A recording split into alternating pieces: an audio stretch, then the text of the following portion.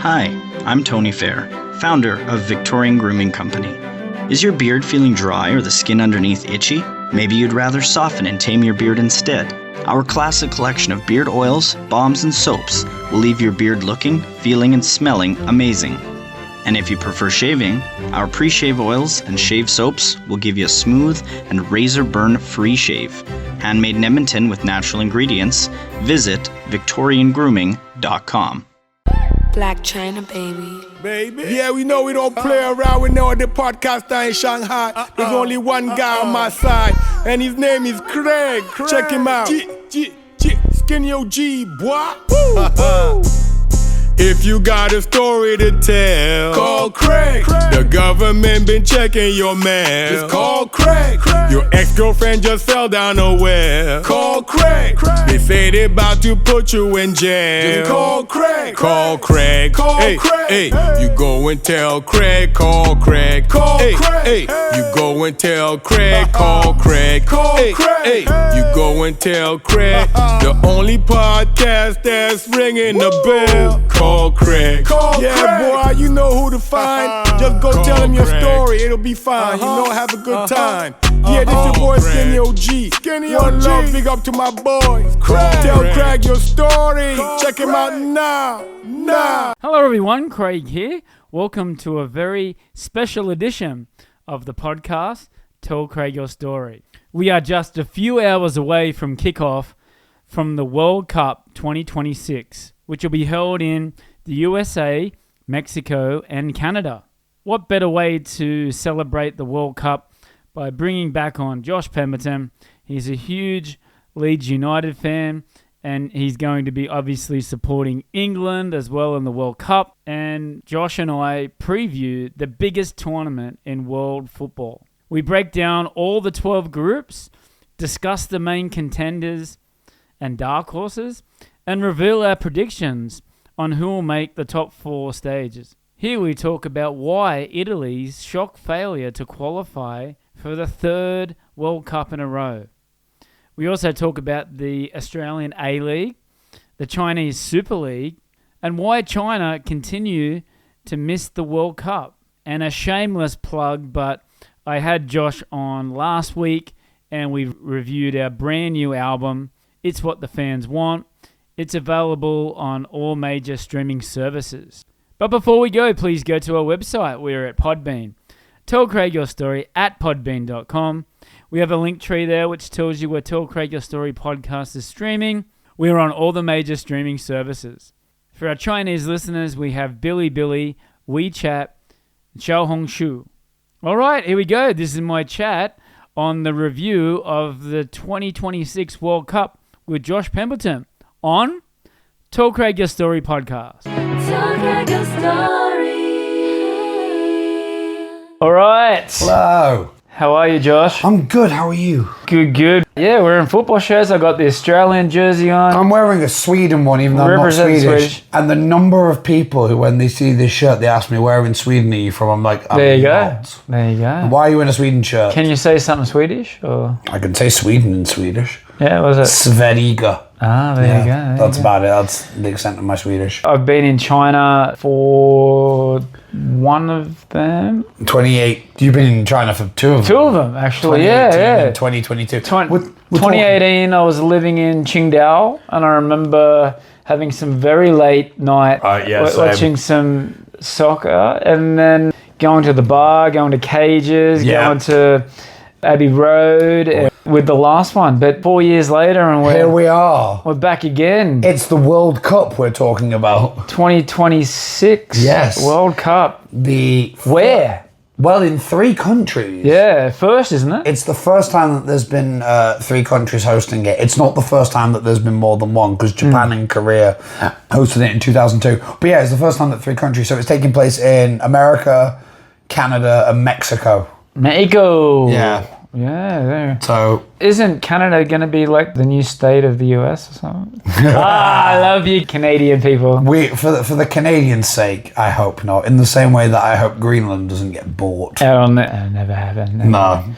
One of my bosses is actually going. Her whole family is going to Have the you US. seen how much tickets are for games though? Very expensive. No, So, like so they're going to Miami games.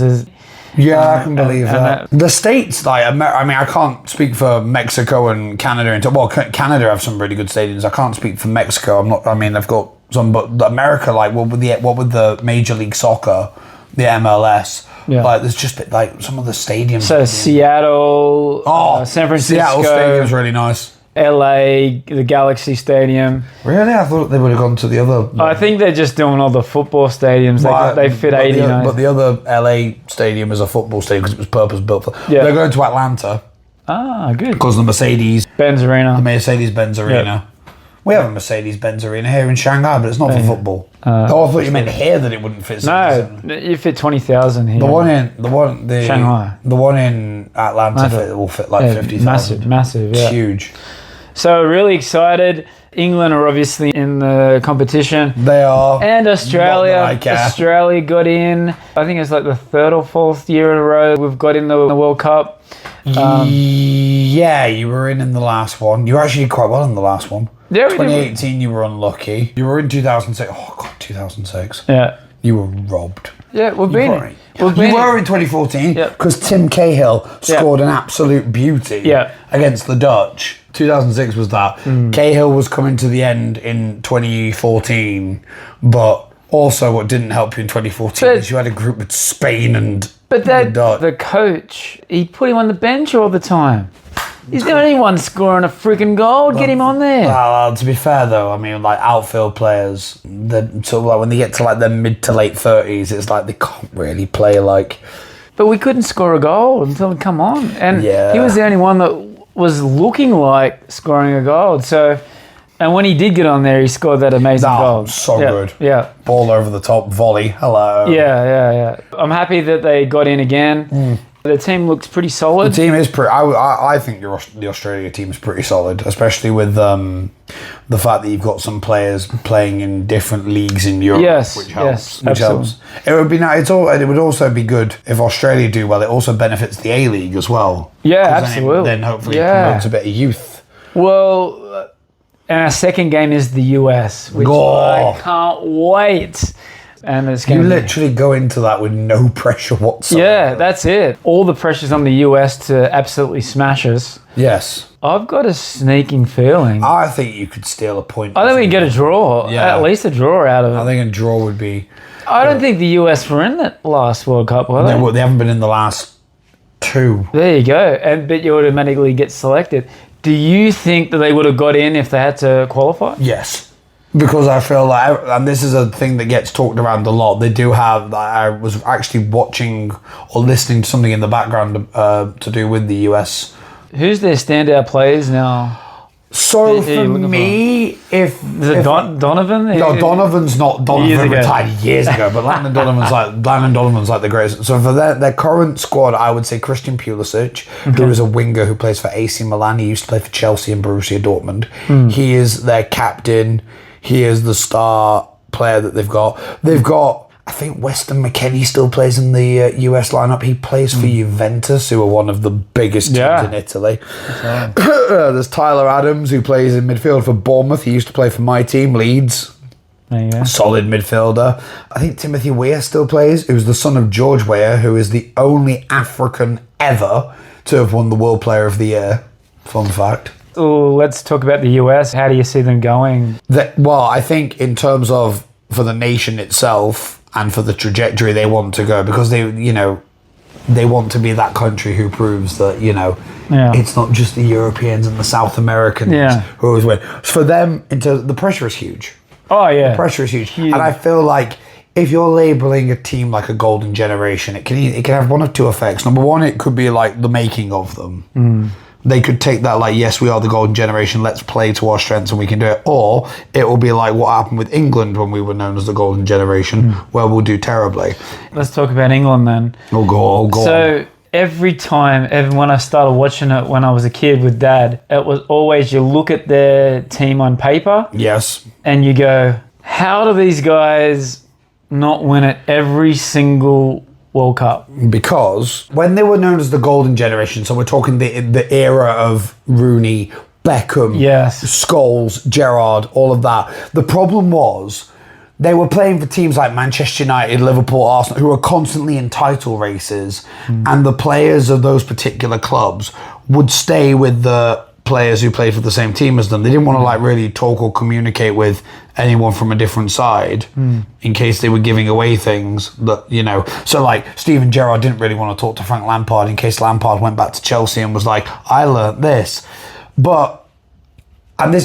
So in 2018, Gareth Southgate was the manager of England, and Gareth Southgate was a solid centre-back in his playing days. He was never going to set the world alight. He was never going to be playing for like a world-class team. He played for the likes of Crystal Palace, Aston Villa, Middlesbrough, solid Premier League sides.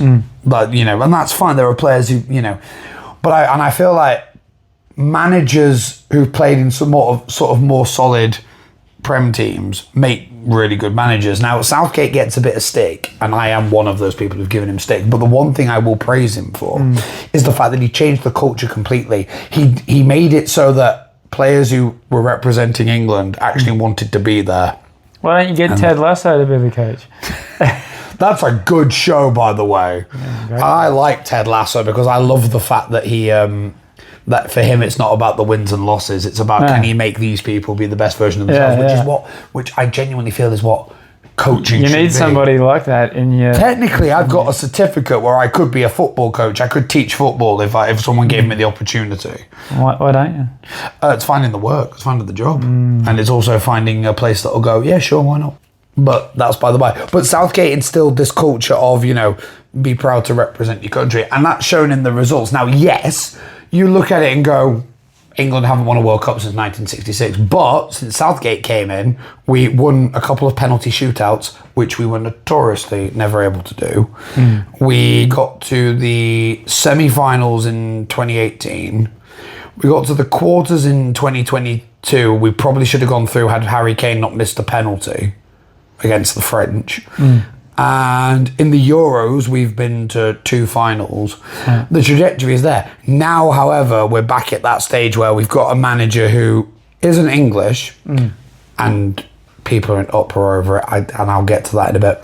But he's a winner. Because, all right, maybe when he's managed teams in leagues, it's been a bit mixed. But when he's done tournament football, his name's Thomas Tuchel, he's German. Why don't you have an English guy? This is the thing people say, and to me, I'm of the opinion of, yeah, sure, we could promote an English manager to manage the national side. Do you want to know how many English managers have won the Premier League since it was called the Premier League? None. Yeah, right. None. I'm of the opinion What about World Cups? Only one English manager has won a World Cup, and that was Sir Alf Ramsey in 1966. But I'm of the opinion that... Seriously? You haven't won a World Cup? They haven't won a World Cup since 1966. No. Wow. Seriously, that's and look mental. at all the players that you've Oh, had, it's insane. But again, that's what I'm saying. It's because for a chunk of that time, particularly the late 90s, early 2000s, everyone was out for themselves. They didn't. Yeah, they played as individuals. Yeah, they did. And you could see it on the pitch as well. You could. They weren't passing it to anybody. And the performances were just so set that you look at like some of the talent we had. I mentioned like the likes of Rooney, Michael Owen, things like that. You look Steven Gerrard walks on water. Sha-la-la-la-la-la-la-la. I mean, he scores from 40 yards. I mean, he scored probably one of the best goals I've ever seen. Also, I was singing with the Liverpool when I saw him play in Melbourne. Nice. Steven Gerrard walks on water. Sha-la-la. The song I know is Steve Gerrard, he's big, yeah, he scores from 40 yards. He's big and he's fucking hard. Steve Gerrard. Where do you see England? Going back firstly to your talk of why we don't have an English coach, I'm of the opinion that it's the nationality, even if it's the national team, the nationality of your coach shouldn't matter as long as they win things. Yeah, it's all about winning. And you'll see, right?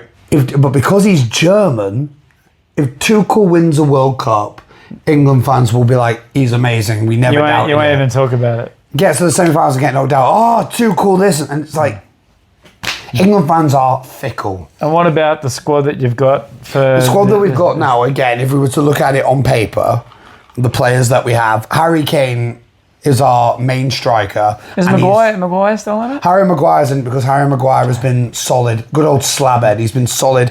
He's sort of had a renaissance of his Man United career, because at one point it looked like he was on his arse. Like, it looked like his United days were over because he was just making mistakes. But same spelling as my... No, yeah, exactly.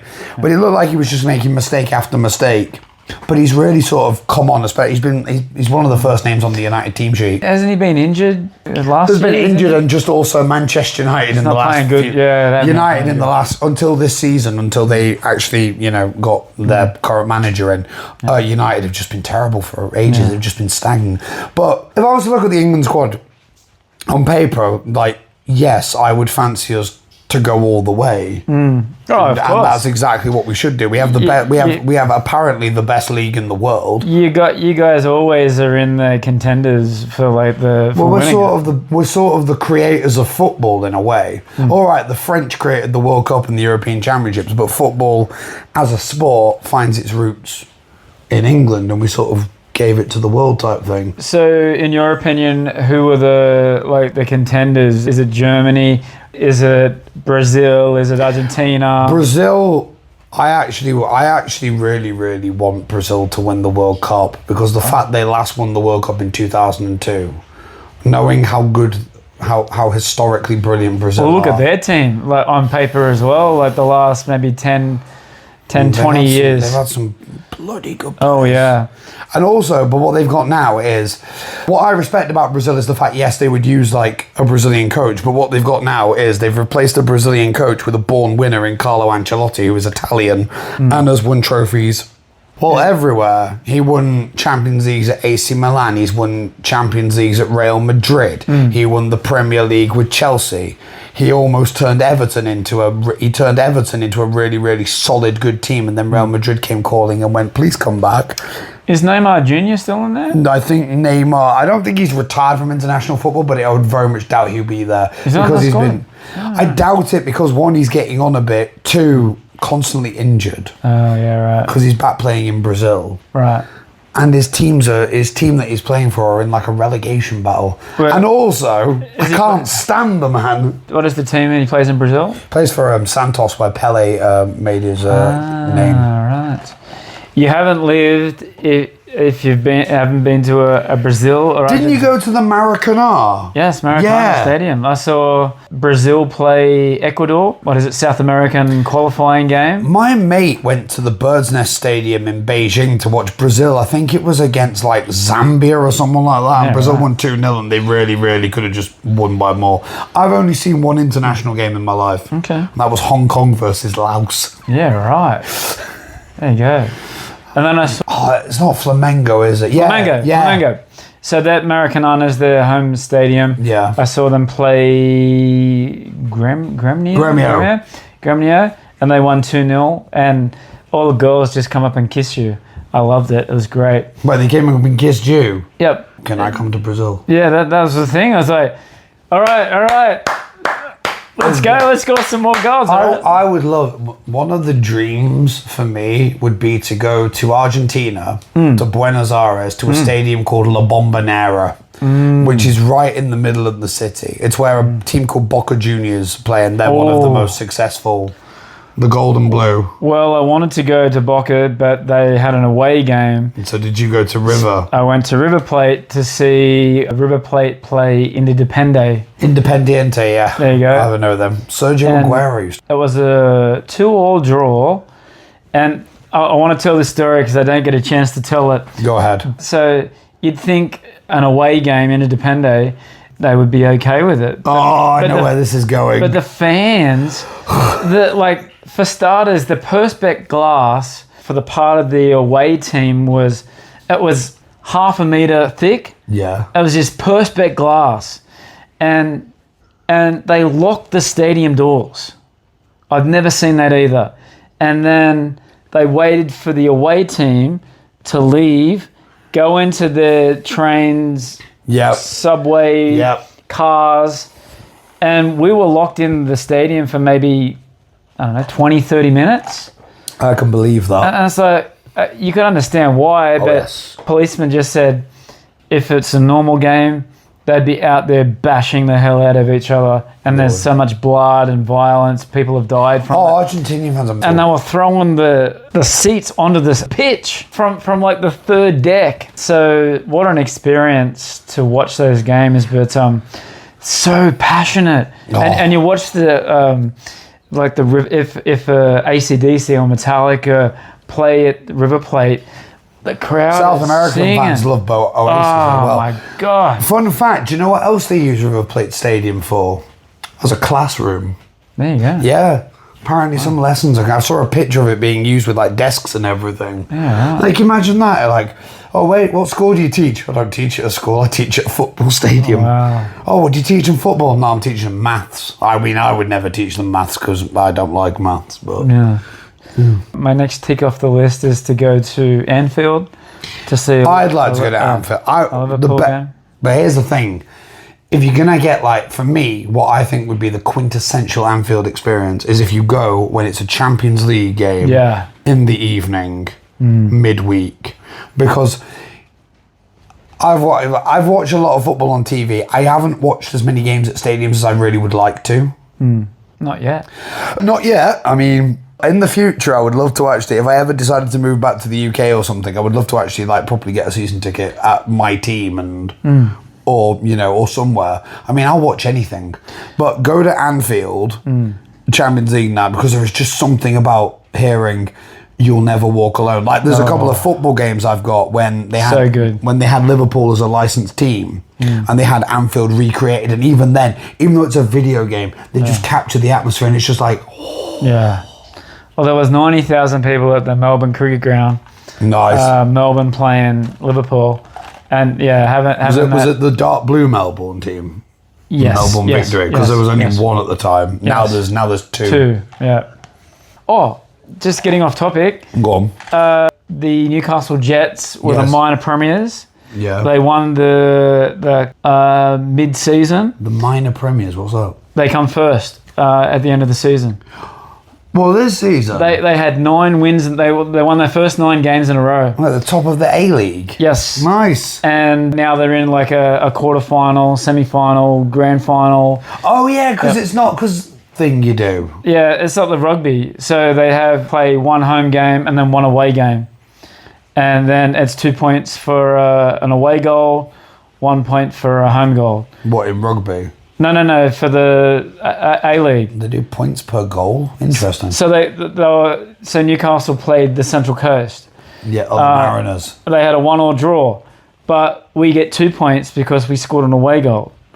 Oh, because the away goals count double. Like, it's not points per se, but I know what you mean. Yeah, and then aggregate. So they have a home game and an away game, and then whoever has the most aggregate goes to the next. I hate that away goals count double. That's a whole thing in itself. Yeah. It's weird because in the MLS they have a similar thing, and like you have a team that could finish top, but they're not guaranteed to win it. Can you imagine if you're a team and you're top of the league by like 20 odd points, but you still and then have to you're losing battle? 4 games. How annoying would that be? So in England we have the Premier League, and then the league below that's called the Championship. So you have teams. So the first 2 teams get promoted, then teams 3 to 6 in the playoffs battle it out. You know who's going to go up to the Premier League.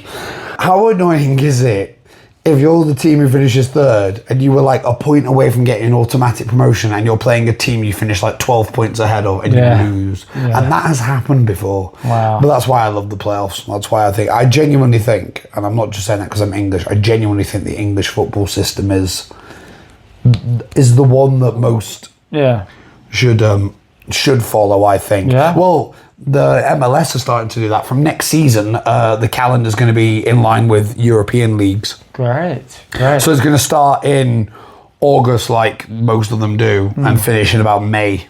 Right. Where we are here in Shanghai, Yes. they have a domestic The competition Chinese as well. Super League, yes, they Super do. League. I like my Pudong Boo! Port Boo! FC, Boo! and I live just around the corner from the Shenhua. Yes, you Shenhua do. FC.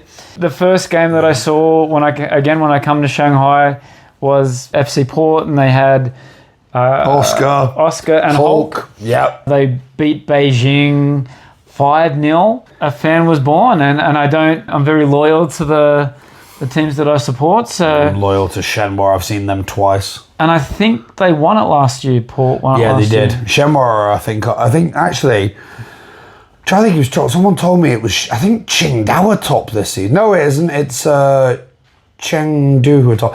Chinese Super League's weird because you have teams. It's definitely gone down in the... Well, the bubble burst because the amount of money they were spending. And also what doesn't help... Foreign players. True. But also what doesn't help is every single team is owned by... Whereas you'll have... Yeah, they're owned by corporations. And, you know, there was a team called Jiangsu Suning, like they were based in like Wuxi in Jiangsu. And they were owned by the Suning Group. They won the league in 2020, but next season the company just decided to get rid of the team. Yeah. So you can't be attached to a team because they just disappear. And like, this is a nation who the president wanted like, oh, China will hopefully win a World Cup by 2050, like the men's team. The women's team are brilliant. Great, yeah. The women's team are fantastic. The men's team are not. It's embarrassing. And I've got so many friends that are really passionate and they really want the Chinese. It's the most watched spectator sport in the country, which surprised me because I always thought it was basketball. They love it. That's the thing with Chinese football. Like, they'll come out and beat South Korea or like a really strong team. Once in a blue moon. And then they'll play the Cook Islands that have got like... part-timers, a plumber. 2,000 people on the island and they get beat 4-1. They're so inconsistent. I think what also doesn't help is like there's not really that much. I feel like there's not really much of a youth system with the Chinese men's. There's no sort of like, I don't know of any youth academies. They think they have it, but they don't. No, and also like we've just said, too many clubs are owned by corporations. They're not like, it's not like, oh, a man who's passionate about football decided to put his millions in. Like, I think they did change the rule about the foreigner. They've changed the rules about the foreigner and also COVID. Because Cahill was here for 2 years. I think they changed it after a certain Argentinian called Carlos Tevez, who played for Shenhua, scored, I think, 1 goal, basically spent most of his time at Disneyland, he was the highest paid player in the world at one point. He was earning something ridiculous, like 400,000 a week. There was this stint in like 2017-18 where like most foreign players, and these weren't like, it's not like the MLS where they would sign like aging superstars. Like Oscar was like 23, 24 when he came out to Shanghai. But then that stopped him from being in the national team. No, it didn't. He was still in it, but it stopped him from... Maybe when I was watching him, he wasn't in the Brazil team. True. But it definitely stopped him from... Maybe not when he was 23. That's in his prime. But I feel like it definitely stopped a few players from certain things, though. Yeah. It's mental. I mean, I understand. If a football... my mindset now is... To us, football is a hobby. Football is a thing that we like to watch. But to the players on the pitch, it is their job. So if you're going to go... Like, let's case in point. You are on a particular contract. And then another place... We're both teachers, so another school comes, offers you lots of money and a more attractive package. See you later. You're gonna go, aren't you? That's that's just how it works. So all these people are like, oh, but he should stay at the club because he's a one-club man. It's like, no, loyalty doesn't work anymore. It's a business now. It is. It's been a business for years. Yes, and it's not just football. It's every sport. Oh, of course. It's just taken over, and all I have to say is, I'm doing it for my family. Yeah. Nobody can say anything. Like Saudi Arabia has become like the new China of late with like the money that they put in to football. I mean, the likes of Cristiano Ronaldo. Ronaldo's over there. Yeah. It's quite funny that his team lost out on the league title and a domestic competition. I find that funny. Yes. When they're like, Cristiano's the poster boy, like Saudi Arabian football is going to be amazing in like 2 to 3 years. No, it's not. Well, I mean, we don't know, but I don't think it will.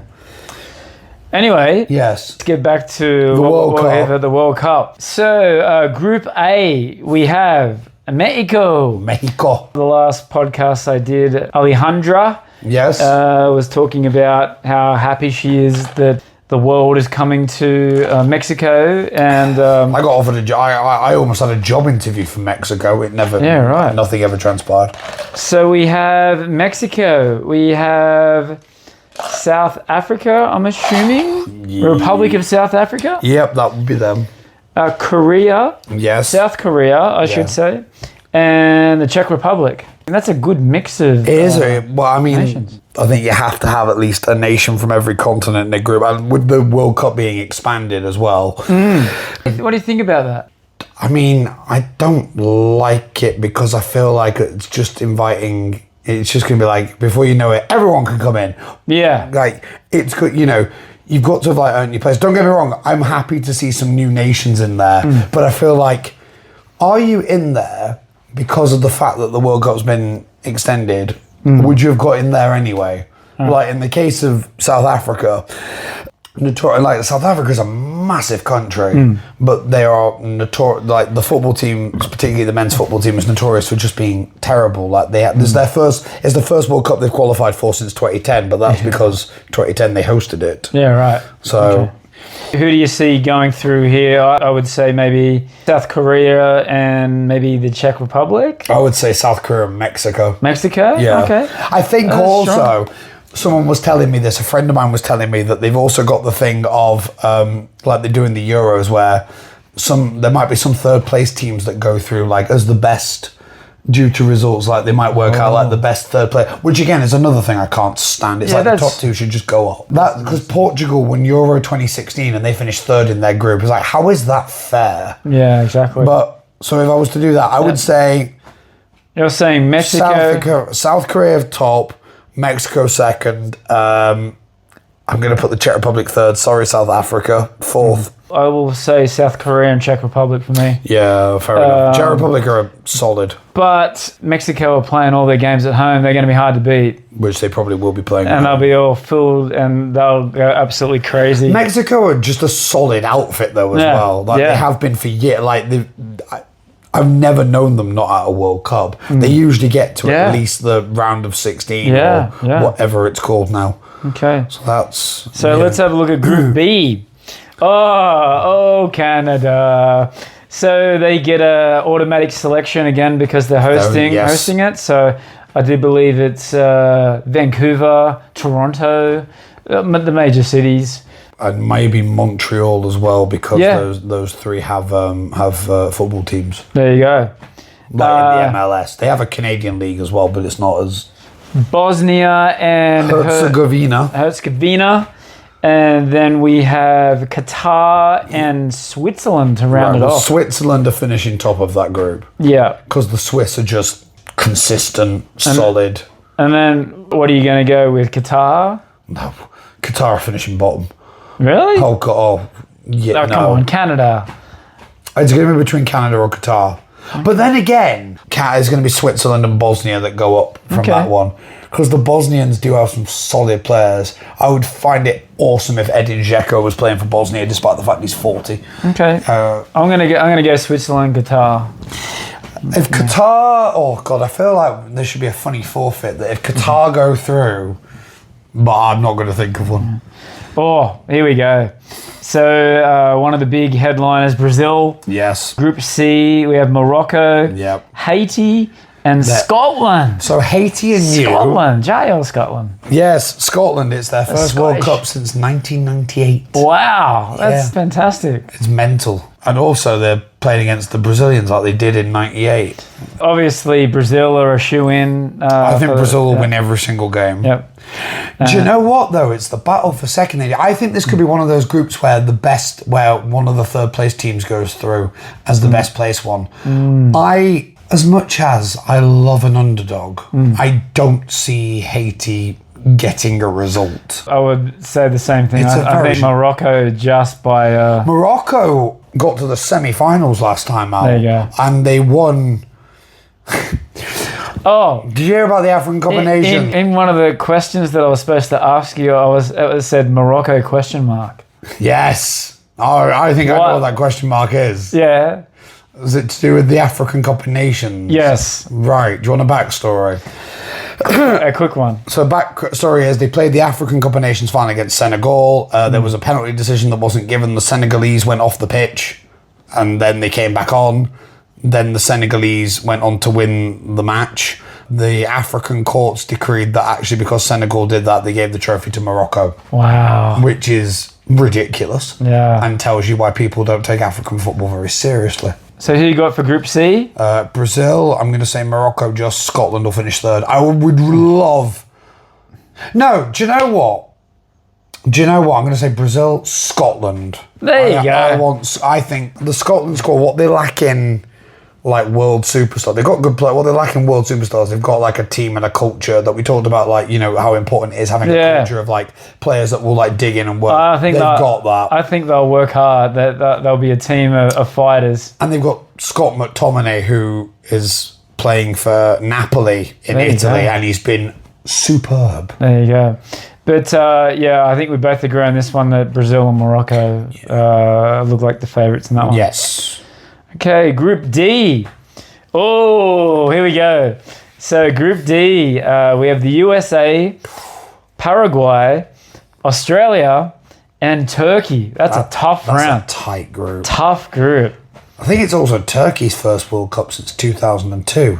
And if it's anything like the last time they were in the World Cup where they finished third. Yeah, right. And Paraguay are always they're solid. Yeah. However, in this case, I'm putting Paraguay bottom. However, it's who do I think? If I'm going by just two teams going through, tell the truth. You're not going to like me for it. Tell the truth, okay? I see it being the US and Turkey. However, I really, really, really, really would love the Aussies to go through. I just don't see. We've lacked since Cahill. We've lacked a natural goal scorer. Yeah, goal scorer, like a striker that can dominate in the big games. I feel like in modern football now, the classic centre forward doesn't exist, but there are still certain teams where it's like, well, you kind of need that. But we have been scoring, like in the qualifying games, we've been scoring quite a few goals. So. I mean, to be fair, and also, I think the decision that they made to make Australia part of the Asia Federation was a good idea, because beforehand you were playing as part of the Oceania region. South America, wasn't it? No, but for qualifying for World Cups, it was part of the Oceania regions, and that meant we you would were make playing. It. Huh? We wouldn't make it. You'd win the group, but the winner would go to a playoff, and then you'd lose out. Yeah, right. But I mean, to be fair, I'm pretty sure you almost got knocked out by Syria. I don't know if that was for this World Cup or the last one, but no, the one before we had to go to South America. We had to go all over the place for a wild card spot. We beat Panama in But this one, we come second in the... You were automatically through. Yeah, we beat Japan, I do believe. Nice, that's not a bad result. They're one of my dark horses. Well, Japan come first. I think they've come first in nearly every Japan is so last 3 or 4. I remember the last World Cup, I put Japan as my dark horses, and they were a whisker away of going to the quarters. So you got USA and Turkey? USA, Turkey. And again, this might be one of those groups where the best third place team go through as well. I'm going to go USA and Australia, but it wouldn't even surprise me if Paraguay come second in this group. It would surprise me a little bit, because I don't really know of any like star Paraguay players, certainly not like they used to have. As long as we get a draw with the US, I'm okay. Oh my God. I love you US fans, but come on. I hope the Aussies beat you. Come on. And we definitely have to go and watch that one. Australia, US. Yeah. All right, Group E. Yes. We have Germany. The Germans. Curacao. Ivory Coast and Ecuador. Yep, Curacao, another nation that's new and another nation that I think are going to finish bottom. Because again, I don't really know. I think I know one of their players, like Bakuna, who plays in like the Championship or League One. Obviously, Germany. You say obviously. The Germans have not been very good at the last couple of tournaments, but in this case, I'm going to say Germany. Yeah, this is a pretty... It looked on paper... Probably say Ecuador and Germany. Yeah, I would go with that. Maybe Ivory Coast. But the Ivory Coast, again, are one of these nations where they've got really good players, but they just, for some reason, particularly don't put it days together. gone by, when they had like Didier Drogba, just never worked out. Yeah, fair But the enough. Germans I see winning every single game. In fact, actually, the Germans are one of my favourites to win it. But I had a little soft spot for the Germans as well. Yeah, it depends on which Germany turns up. If it's the Germany with like all these talented youngsters that can play together and work well, then brilliant. It should be just be the Bayern Munich team, right? Or not recently, but the last 2 seasons they have. Didn't they have a stretch of like 7 or 8 comps winning in a row? No, yeah, pretty much. Crazy. Amazing team. Bayern Munich are insane. All right, Group F. Netherlands, Japan, Sweden, and Tunisia. Yes. This is an interesting one. That's a tight one for That's three a tough of the one. teams. Yeah. Where Tunisia are right now. Do you know what, actually? The order that group is in is the order I could see it finishing. Maybe. And again, it might be one of those cases where the best third place team go through. So you're going Netherlands, Japan? Netherlands, Japan. I do. Sweden could sneak in. The Swedes do have some really good players. They do. Like Victor Gyökeres, who's a decent striker. But Japan are going to be hard to beat in that group. Japan are just a well-drilled, well-oiled machine. Although, they are a little bit weakened because... I hate it when they fake dive and go off, get a stretcher. I watched Japan play Australia back at home, and there was a guy that... It was a free kick. And he fell to the ground, he rolled over, and they brought a stretcher out, stopped the game, and if you're getting taken off on a stretcher in rugby league, you're not coming back. You're going to the hospital with like a suspected broken neck or back or whatever. Whereas they've got a broken hair follicle. So he was sitting up on the stretcher, and then he was complaining to the linesman because he wouldn't let him back onto the pitch. I was like, you just got to stretch it off. Yeah, you were like in that. You look like you've been shot. That shits me to tears. I hate that. I do as well. Hate that. I do as well. But the Japanese fans are apparently renowned for cleaning up after themselves. Like they go around all the stadium and clean up after everybody. Yeah, right. Which is great. So give me 2. Give me 2. This is tough. It is tough. I see the Netherlands because, like, no matter what, the Dutch... They're very consistent, aren't they? They are consistent in the fact that they do get out of groups. They're not very consistent in getting to finals, though, which is a shame. Because they've some of the greatest players in world football were Dutch, like Johan Cruyff. Japan, their star player won't be going to the World Cup. Karu Matoma, because he's injured, and he plays for Brighton and he's really good. But I see Netherlands, and I do see it being Japan being second, with Sweden running them very close. Okay.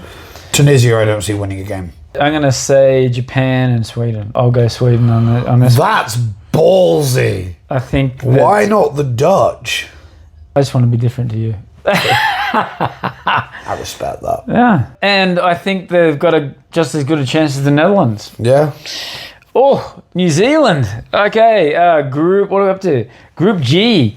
Belgium, Egypt, Iran, and New Zealand. That's if the Iranians are allowed in. Yeah, but you know who's currently in charge of the US. He says one thing. Just looking at this group, Belgium, Egypt, Iran, and New Zealand, I think Belgium's the standout in this one, right? Belgium are comfortably the favourites for that group. And then it's... But we've talked about, like the US and their golden generation, England as well. Belgium have had their fair share of golden generation players, and just for some reason hasn't. So maybe this could be the time where a bit of youth works. Egypt, well, to me, Egypt is basically Mohamed Salah and 10 other players. No offence to those other players, but Mohamed Salah is your best one. But is he going to resign? Is he going to leave Liverpool? He is leaving. He's leaving at the end of the season. Did he? Yeah, he is. Damn. All right. It's interesting. And if he wasn't leaving before, after the latest thing he said about the current Liverpool boss, or the Liverpool at the moment, would definitely... And New Zealand, I like watching them play, but they can't score a goal. I think New Zealand will be very hard to beat, but I don't think they'll win any games. I think the last time they were in the World Cup, they didn't score a goal, but 2 draws? Or maybe 3 draws. There was one time I remember, was it 2010, where they had 3 draws, and one of those was against Italy. But they didn't... They scored. Did they? Okay, all right. But they're not renowned for they're more a defensive team, and you can't go into World Cup not scoring goals. So. Nah, true, you can't. But you also... One of the best examples of a team that's set up to defend and then score on the break was... So Euro 2004... when Greece won it. Now, prior to that game, Greece had never won a match in a tournament. And yet they won they won Euro 2004. And the reason for that is they set their system out to be like, right, we will defend for our lives, tire out the opposition, and then try and score on the break. And it worked. So I'm not saying New Zealand are going to all of a sudden do that. Fast forward to the end of the World Cup. And New Zealand, champions of the world. Imagine the next. I feel like it's time that a new continent won the World Cup, but I don't think Oceania is that continent. Maybe not yet. Maybe not yet. Maybe with a bit more money. Although I tell you what, maybe if they had their rugby team, they might win. I'll tell you what though. New Zealand, what is it? You've got what they call Wellington Phoenix, but they also have that new Auckland side, who I think won the A-League in their first season, which is insane. But I see it being Belgium and. The Iranians are quite consistent. Yeah. But I'm going to say Egypt. Yeah, I'm going to go with you. Egypt-Iran is a fiery sounding game, though. In America? Egypt and Iran. What was that about politics? Yeah, there you go. I actually agree with this one. I think Belgium and Egypt will go to the next stage in Group G. All right. Group H. Spain. It's like Cape Verde, Cape Verde, Saudi Arabia and Uruguay. Interesting. Spain and Uruguay. Without hesitation. Spain won the last European Championship in 2024. They have one hell of a squad. They're in their sort of second coming again. How did Saudi Arabia go in the Asian qualifying? I think they did all right. But it's different. It's different. Like whatever they did in Asian qualifying means nothing when they get on that pitch. Cape Verde, new team. I don't see them. No, they might be a surprise. They might cause teams problems because the thing with all these new nations is they have nothing to lose. Yeah. So they should just go out there and just play. Uruguay are coached by. Well, for me personally, an absolute managerial god. Because he managed my team, they are managed by Marcelo Bielsa. And Uruguay are always just consistent. I think Spain and Uruguay will take... Spain, I think, will win every game. Uruguay, I think, will win 2 games. And didn't somebody give you a book about that coach? Yes, he did. And I've still got that book. And it's a very good read. I haven't finished it yet, though. He did it. He did. He did. I'll tell you what, though, the current Leeds manager, what a man. So who are you going here, Spain and Uruguay? Spain, Uruguay, and I think Saudi will finish third. And I'm with you on that one. I think Spain and Uruguay will go to the next one for H. So that's 2 in a row. Well, I will say, though, that Saudi Arabia, if they do what they did last time, like when they beat Argentina, could be wrong. Next one. Oof, here we go. France, Senegal, Iraq, and Norway. Well, it's, again, Norway's first World Cup since 1998, and I don't understand how, because Norway have one of the best strikers in world football in Erling Haaland. So Senegal... so number one, we obviously go France. It depends on which France turns up. Now, I feel like the culture, and it's also their current coach's last tournament with them. Didier Deschamps has been with them for well over a decade. He's won a World Cup in 2018 and he got them second in the last one. I feel like he's built up a culture where the French will turn up to tournaments knowing that they can do quite well, because there was always this stint of like they do well in one tournament and then they would flounder at the next. It was just like they would yo-yo. I feel like, yes, again, we're basing this just purely on vibes, and I foresee France topping that group. I actually think Norway will go through. I want Norway to go through. I have a soft spot for the Norwegians. I like Scandinavian teams, and it would be a crying shame if the likes of Martin Odegaard and Erling Haaland are not in the next round of the World Cup. I see them being a dark horse. So I'm going to go France and Senegal. Senegal is a good shout.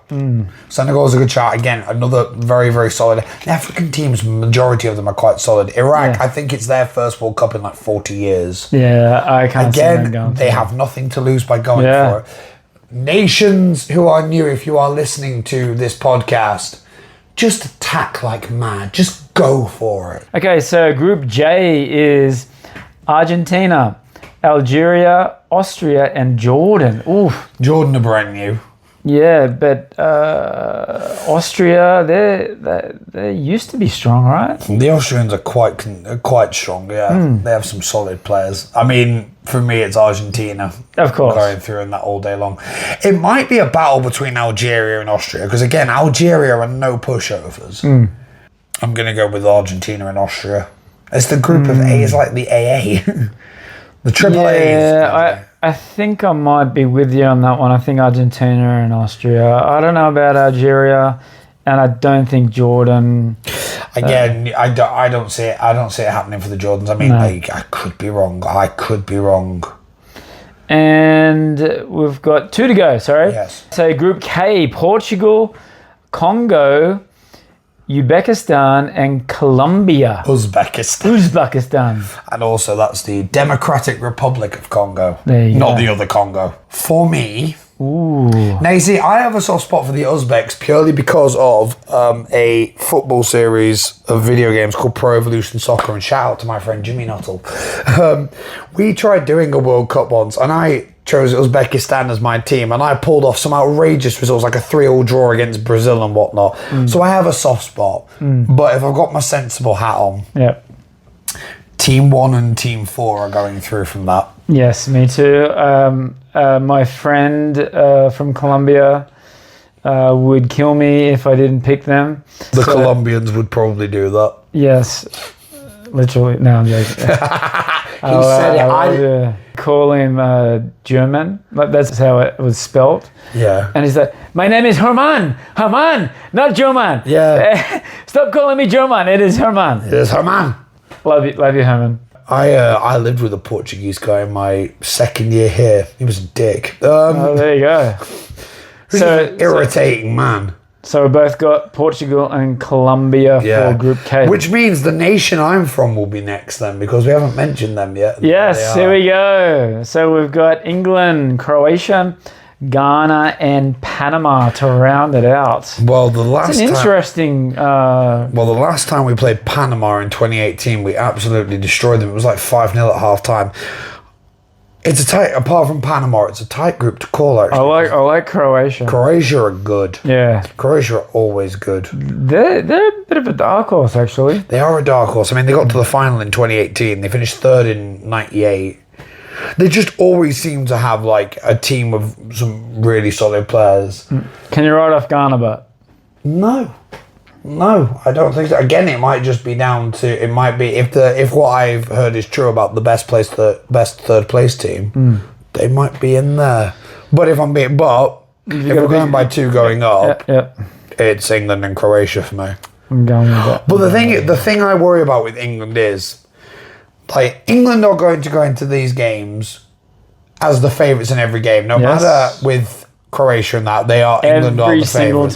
They are the favourites, but it's whether England go in with that mentality of we should win every game, or just it'll be interesting. Right. Who's going to get into the top 4 then, and then who's going to win? Now the question is, do I want to do this sensibly, or do I want to do this just? You can go mental. If I'm being sensible, I'm going to say Brazil. I am going to say England. It also depends on how the quarterfinals play stage, but I'm going to say Brazil, England, and Spain. Quite possibly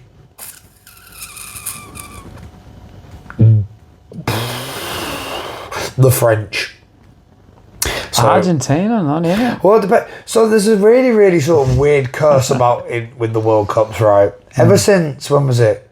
Since 1998, only once has a previous winner of the World Cup gone on to do well at the next World Cup, and that was France last time out. So in 98, France won the World Cup. In 2002, they didn't leave the group.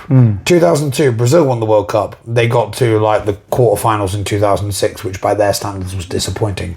2006, Italy won the World Cup. 2010, Italy didn't get out of the group. Stop. And they're not in the World Cup again. Stop. What's happened to Italy? I don't. Why? Because when you look at 3 World Cups in a row. Yeah, when you look at the team and some of the players they have, they should not be not qualifying. Yeah. They're one of the most successful. They're like the second most successful nation. So isn't it that?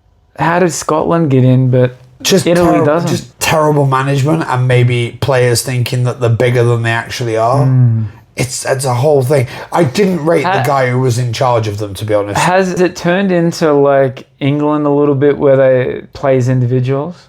There's elements of that. Because their competition is generally really strong. It's certainly been strong in the last few years as well. Yeah. Because there's not one team that dominates. Yeah. It's been, I think the last 4 seasons there's been like 3 different winners. And it's good to watch as well. I remember watching it back at home, and I think the problem is like the Italian way is usually very, very defensive. Yeah.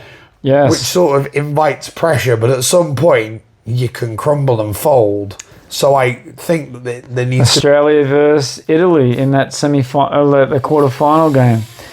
You were wrong. They guys sent off, and Australia still couldn't score a goal. They just went into defence mode. And then the Italians got a penalty deserved. But then, so I was going on about why I didn't think Argentina were through. So Italy won the World Cup in 2006. They didn't get out of the group in 2010. 2010, Spain won the World Cup. 2014 didn't get out of the group.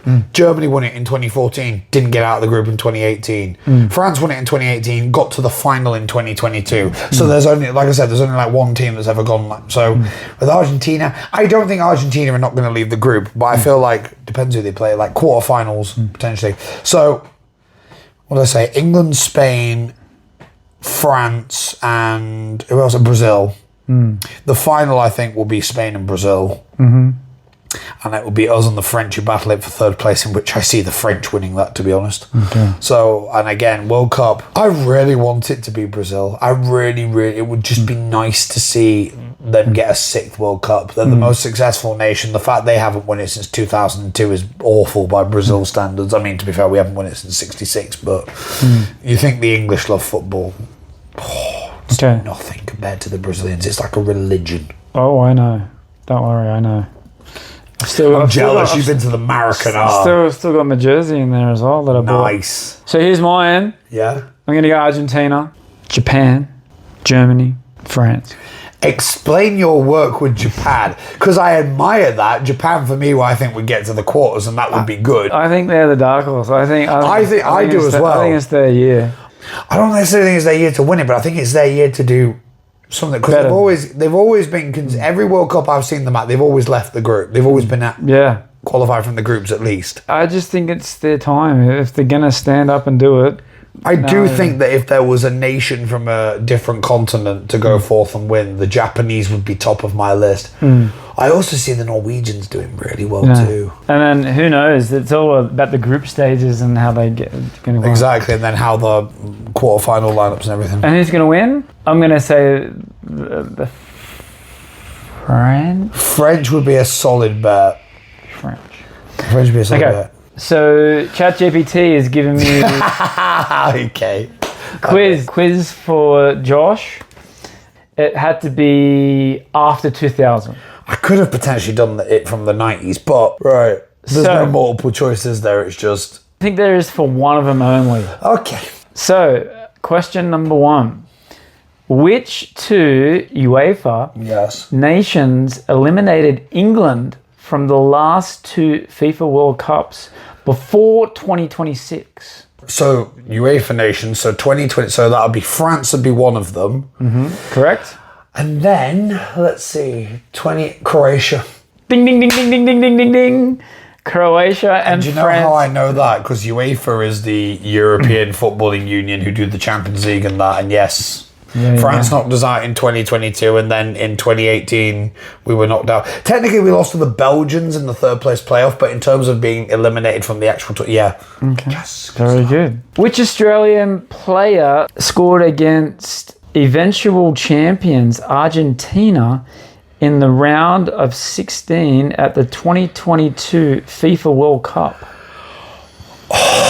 Which Australian player scored against eventually champions Argentina? I want to say in the round of 16. I want to say, because I only remember this guy's score. I want to say it was a defender called Harry. Fun fact too. Yeah. The 2 games that they lost, those two teams made the final, France and Argentina. I want to say that the guy who scored was a defender called Harry Souttar. Souttar. Do you want to try again? Oh, jeez. He has the same name as someone that's in this room. What, the same name as you? Is it Craig Goodwin or something like that? Ding, ding, ding, ding, ding, ding, ding, ding, ding, ding.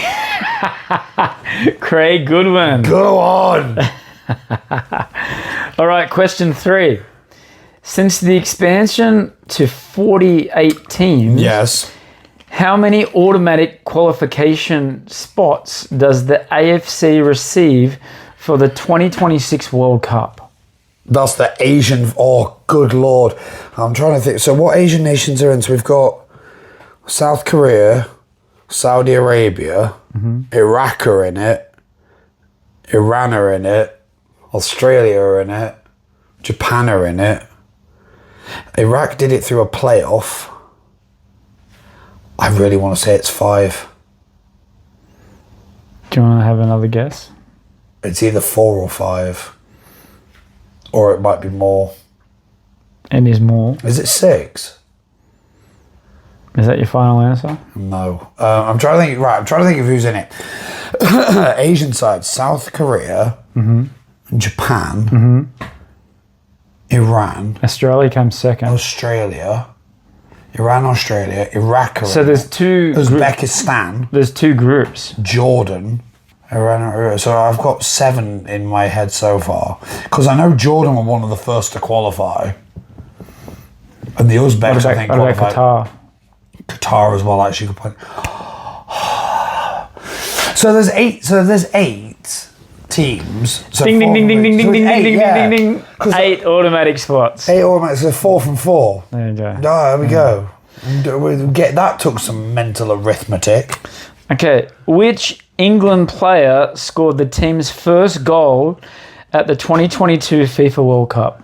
Oh shoot! This is going back a bit. I don't even remember who we were playing. 4 years ago. I don't even remember who we were playing in the first game. Was it Italy?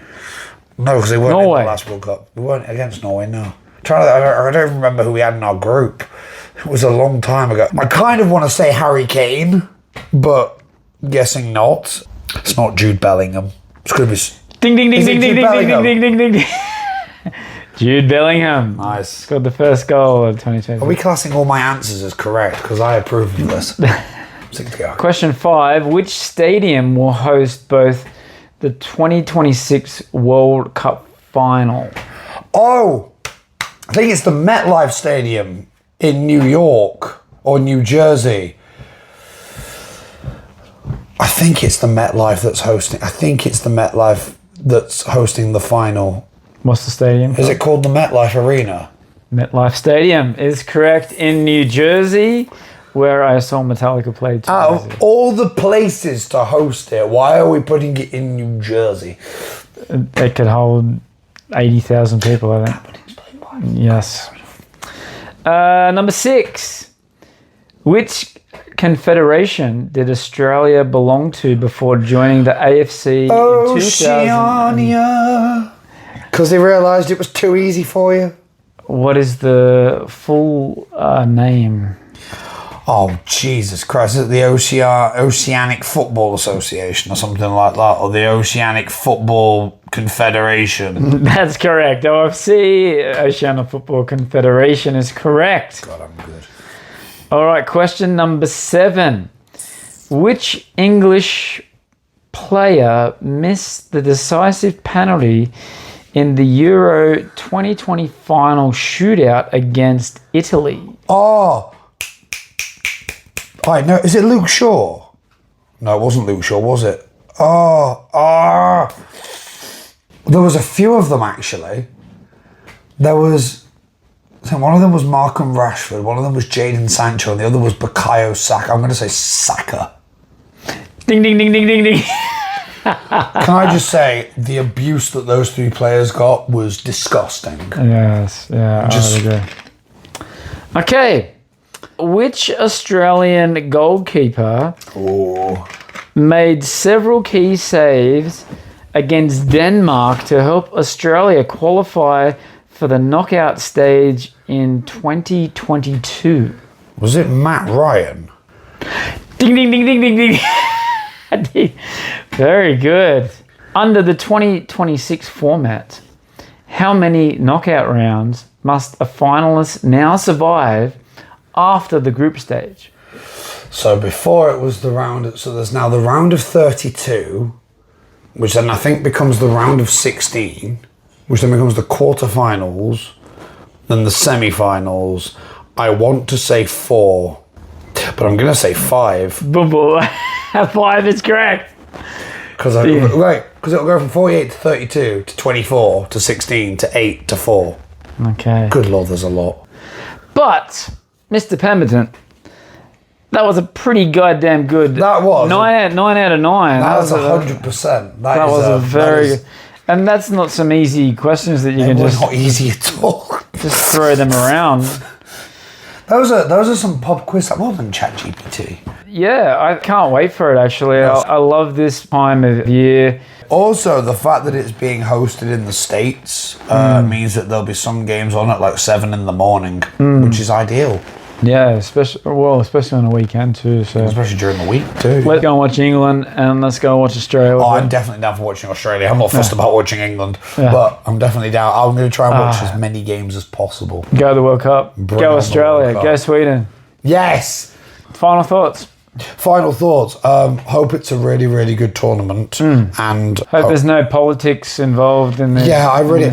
Do you know what though? It kind of reminds me of 2018. Like we went into the 2018 World Cup with Russia, and there was all sorts of things, and it turned out to be a good tournament. Fantastic. Yeah. There was the whole Qatar thing, like, oh, the Qataris do this and this and blah blah blah, and yet it's like, yeah, but then as soon as everyone got there, it was a decent tournament. The only thing was no one really cared about it because it was in winter.